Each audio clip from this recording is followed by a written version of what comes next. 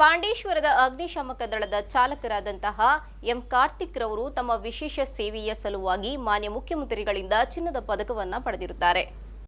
ಪಾಂಡೇಶ್ವರ ಅಗ್ನಿಶಾಮಕ ದಳದ ದಕ್ಷ ಹಾಗೂ ಪ್ರಾಮಾಣಿಕ ಸಿಬ್ಬಂದಿ ಶ್ರೀ ಎಂ ಕಾರ್ತಿಕ್ ಅವರಿಗೆ 2025ನೇ ಸಾಲಿನ ಮಾನ್ಯ ಮುಖ್ಯಮಂತ್ರಿಯವರ ಚಿನ್ನದ ಪದಕ ಲಭಿಸಿದೆ.